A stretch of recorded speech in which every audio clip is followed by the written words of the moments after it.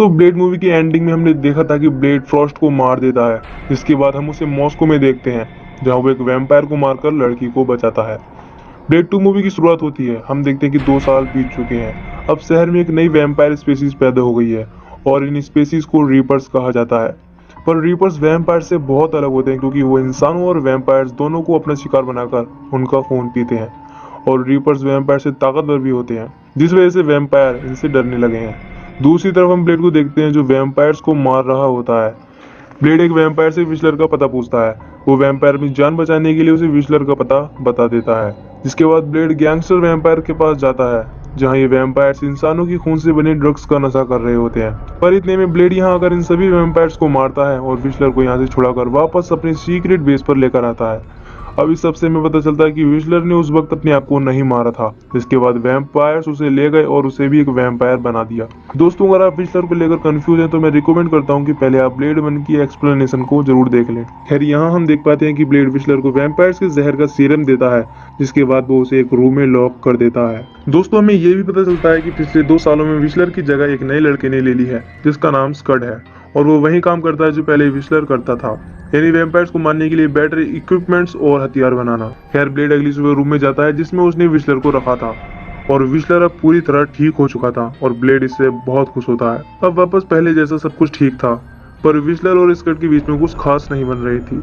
हम देखते हैं कि इनका सिक्योरिटी अलार्म बजता है, जिसका मतलब कोई इनके बीच में घुस आया है और ये 2 वैम्पायर्स होते हैं जो ब्लैक आउटफिट पहनकर आए थे ताकि इन पर अल्ट्रा वायलेट लाइट ना पड़े। ये वैम्पायर्स यहाँ आते हैं जिसके बाद विशलर इन पर मशीन गन चला देता है, पर ये वैम्पायर्स विशलर को पीट देते हैं, जिसके बाद ब्लेड इन दोनों पर हमला कर देता है। पर ये दोनों बहुत देर तक ब्लेड से टक्कर की लड़ाई लड़ते हैं, जिसके बाद ये दोनों हार मानते हैं और कहते हैं कि वो यहाँ लड़ने के लिए नहीं बल्कि इन दोनों पर गोली चलाई गई, जिस वजह से उन्होंने भी हमला किया। इस सब के बाद ये दोनों अपना मास्क उतारते हैं। इनका नाम असद और निशा था और निशा वैम्पायर दल के सुपीरियर की बेटी थी। यहाँ ये दोनों वैम्पायर दल की तरफ से ब्लेड के लिए शांति का संदेश लाए थे। निशा ब्लेड को रीपर्स के बारे में बताती है जो इंसानों और वैम्पायर्स दोनों का खून पीते हैं और रीपर्स वैम्पायर से ज्यादा ताकतवर हैं। साथ ही रीपर्स जब किसी वैम्पायर या इंसान को काटते हैं तो वो उन्हीं के जैसे बन जाते हैं। अगर इसी तेजी से रीपर्स बढ़ते रहे तो वैम्पायर और इंसान दोनों का वजूद खत्म हो जाएगा। इसीलिए रीपर्स को खत्म करने में ये ब्लेड की मदद मांगते हैं। अब ब्लेड नहीं चाहता था कि ये संकट इंसानों पर भी आए, इसीलिए ब्लेड अपनी टीम विशलर और स्कट के साथ इनके बेस पर जाता है। यहाँ ब्लेड की मुलाकात वैम्पायर सुपीरियर डेमस किनोस से होती है। यह डेमस ब्लेड को इनकी मदद के लिए शुक्रिया कहता है। इसके बाद ब्लेड की मुलाकात वैम्पायर के लॉयर कोनेन से होती है, जो खुद तो एक इंसान था पर ये वैम्पायर्स के लिए काम करता था और निशानी के लिए इसके हाथ पर वैम्पायर्स का टैटू भी था। दूसरी तरफ हम जेरेड नोमैक रीपर सुपीरियर को देख पाते हैं जो एक ड्रग सेलर को मारकर उसका खून पी जाता है। यहाँ असद ब्लेड को वैम्पायर दल के सबसे काबिल सिपाहियों को दिखाता है जो रीपर्स को मारने में ब्लेड का साथ देंगे, पर ब्लेड को ये सभी नूब लग रहे थे। ब्लेड इन वैम्पायर्स के साथ वैम्पायर्स के क्लब में जाता है जहाँ रीपर्स हमला करने वाले थे, क्योंकि हाउस ऑफ पेन नामक वैम्पायर क्लब शहर का सबसे बड़ा वैम्पायर क्लब है। यहाँ इनमें से एक वैम्पायर सोल्जर ब्लेड को काफी उकसाता है और कहता है कि ब्लेड इनका कुछ नहीं बिगाड़ सकता। इस वैम्पायर का नाम रेनहार्ट था। ये ब्लेड को अपनी ताकत दिखाने की कोशिश करता है, पर ब्लेड इसे सबक सिखाता है और इसके सिर के पीछे सिल्वर नाइट्रेट का एक एक्सप्लोसिव डिवाइस लगाता है। ब्लेड कहता है कि सभी उसी के कहने पर काम करेंगे, अगर चालाकी करने की कोशिश की तो वो रेनहार्ट के साथ उन्हें भी मार देगा। इस सब के बाद ये वैम्पायर क्लब में जाते हैं। विशलर और स्कट भी अपनी पोजीशन संभाल लेते हैं। क्लब में बहुत से वैम्पायर पार्टीज और अजीब अजीब काम कर रहे थे, जैसे कि मुंह में ब्लेड रखकर एक दूसरे को किस करना। खैर यहाँ ये वैम्पायर बेफिक्र होकर एंजॉय कर रहे थे कि इतने में क्लब के नीचे बने नालों द्वारा रीपर्स आ चुके थे। ये सभी क्लब में पूरी तरह तैयार थे। यहाँ असद की नजर एक रीपर पर जाती है, जिसके बाद वो सभी को अलर्ट कर देता है। सभी वैम्पायर्स अलग अलग होकर रीपर्स को ढूंढने लगते हैं। इस दौरान निशा जेरेड नोमैक के हाथों पकड़ी जाती है, पर ब्लेड आकर निशा को बचाता है और जेरेड के सिर में सिल्वर बुलेट मारता है। पर ये चौंकाने वाली बात थी कि जेरेड पर सिल्वर बुलेट्स का कोई असर नहीं होता। खैर इसी तरह ये रीपर्स इनके 2 साथियों पर भी हमला कर देते हैं, जिनमें लाइट हैमर और प्रीस्ट को बाइट कर लिया जाता है, पर लाइट हैमर इन्हें नहीं बताता कि उसे भी रीपर्स ने काटा है। प्रीस्ट कुछ देर बाद रीपर में तब्दील होने लगता है, जिस वजह से वो बेकाबू हो रहा था। ये लोग और खतरा मोल नहीं लेना चाहते थे, जिस वजह से ये प्रीस्ट का सर बीच में से काट देते हैं, पर इसके बावजूद प्रीस्ट अभी भी जिंदा था। दूसरी तरफ स्कट अपनी वैन में था कि अचानक एक रीपर उसकी वैन का शीशा तोड़कर अंदर आने की कोशिश करता है। रीपर वैन का शीशा तोड़ देता है, पर इससे पहले कि वो अंदर आता स्कट वैन में लगी यूवी लाइट को ऑन कर देता है और थैंकफुली यूवी लाइट से वो रीपर तुरंत जलकर मर जाता है। स्कट ये इन्फॉर्मेशन सभी को बता देता है, जिससे सभी को पता चल जाता है कि रीपर्स के लिए यूवी लाइट्स खतरनाक हैं। ये सभी तुरंत अपनी हथियारों में लगी यूवी लाइट्स का यूज करके कुछ रीपर्स को मार देते हैं और कुछ को घायल कर देते हैं, पर घायल रीपर्स बचकर भाग निकलते हैं। यहाँ प्रीस्ट भी तड़प रहा था, जिसके बाद ब्लेड विंडो का शीशा तोड़ देता है। इससे सनलाइट प्रीस्ट पर पड़ती है और प्रीस्ट जलकर मर जाता है। कुछ देर बाद स्कट और विस्लर यहाँ आ जाते हैं। विस्लर इन्हें एक रीपर दिखाता है जो बहुत ज्यादा कमजोर हो चुका था। नीसा और ब्लेड को पता चलता है कि ये रीपर आते वक्त फंस गया, जिस वजह से इसे खून नहीं मिल पाया और ताजा खून न मिल पाने की वजह से ये कमजोर होकर मर रहा था। नीसा इस रीपर को अपनी लैब में लाती है, जहाँ नीसा इस रीपर को अपने तरीके से चीरफाड़ करती है। नीसा इन सभी को रीपर का सबसे कमजोर पार्ट दिखाती है और ये कमजोर पार्ट रीपर्स का दिल है, जो कि एक कठोर हड्डी से कवर्ड था। इस सबसे इन्हें पता चल जाता है कि रीपर्स की सबसे बड़ी कमजोरी है सनलाइट यानी यूवी लाइट्स। विस्लर और स्कट मिलकर एक ऐसा यूवी लाइट वीपन बनाते हैं जिससे एक ही बार में कई रीपर्स मर सकते थे। विस्लर और स्कट मिलकर बहुत से यूवी लाइट वीपन बनाते हैं, जिसके बाद ब्लेड इनके साथ दिन में निकलने का फैसला करता है। ये उन टनल्स के रास्तों से वहां पहुंच जाते हैं और अलग अलग दिशाओं में जाकर रीपर्स को ढूंढने लगते हैं। इसके बाद हम लाइट हैमर को देख पाते हैं, जो अपने ही एक साथी को मारकर उसका खून पी रहा था, क्योंकि अब वो पूरी तरह से रीपर बन चुका था। लाइट हैमर अपनी गर्लफ्रेंड को भी मारने की कोशिश करता है, पर उसकी गर्लफ्रेंड टनल के ढक्कन को खोल देती है, जिस वजह से सनलाइट इन दोनों पर पड़ती है और ये दोनों ही मारे जाते हैं।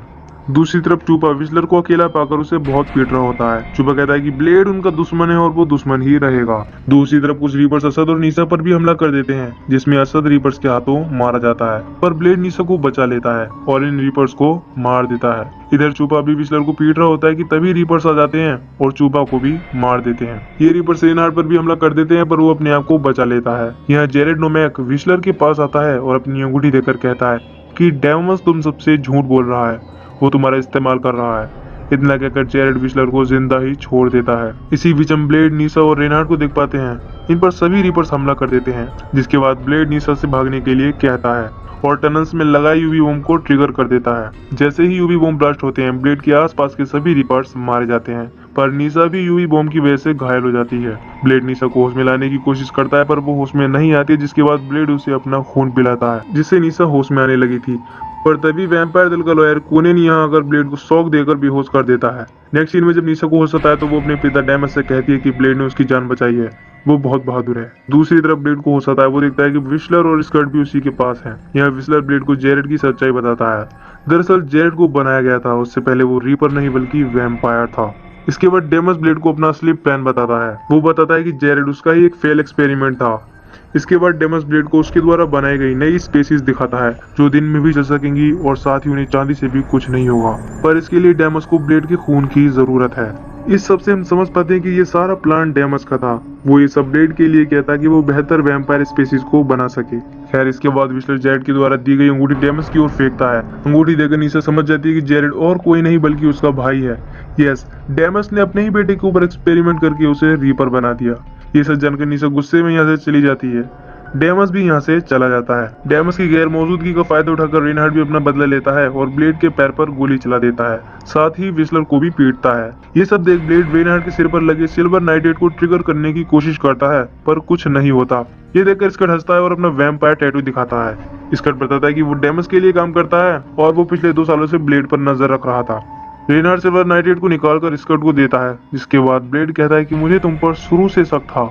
इतना कहते ही वो सिल्वर नाइट्रेट एक्सप्लोसिव फट जाता है और कुछ इस तरह धोखेबाज स्कट मारा जाता है। स्कट के मरते ही सोल्जर्स ब्लेड को बेहोश करते हैं और लैब में लेकर आते हैं, जहां वो ब्लेड का खून निकालते हैं।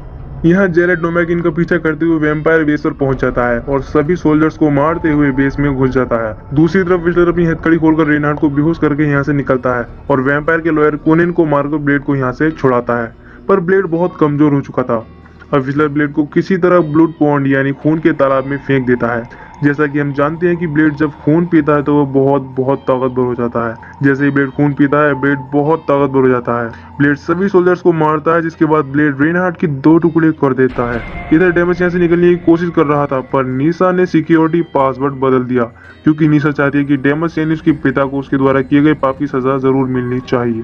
कुछ ही देर में जेरेड यहाँ आ जाता है और डेमस को मौत की नींद सुला देता है। इसके बाद निशा भी अपने भाई जेरेड से कहती है कि वो उसे भी मार डाले। जेरेड ऐसा ही करता है। जेरेड बिना सोचे समझे अपनी बहन निशा को भी बाइट कर लेता है, पर तभी ब्लेड यहाँ आ पहुंचता है और जेरेड को मारने की कोशिश करता है, पर जेरेड काफी ताकतवर था, जिस वजह से ब्लेड जेरेड से बहुत पिटता है। साथ ही वो ब्लेड की तलवार को भी तोड़ देता है। ब्लेड अपनी टूटी तलवार को उठाता है और जेरेड के दिल के आर पार कर देता है, जो कि हड्डी से कवर्ड था। इससे जेरेड तुरंत ही मर जाता है और राख में तब्दील हो जाता है। इसके बाद ब्लेड निशा के पास जाता है, जो कि अभी भी जिंदा थी और तड़प रही थी। इसे कहती है कि उसकी आखिरी ख्वाहिश उगते हुए सूरज को देखना है। ब्लेड ऐसा ही करता है और निशा को बाहर ले जाता है। जैसे ही सूरज की रोशनी निशा पर पड़ती है, निशा राख बनकर उड़ जाती है। इसके बाद हम ब्लेड को फिर से किसी वैम्पायर को मारते हुए देखते हैं और ये मूवी यहीं पर खत्म हो जाती है।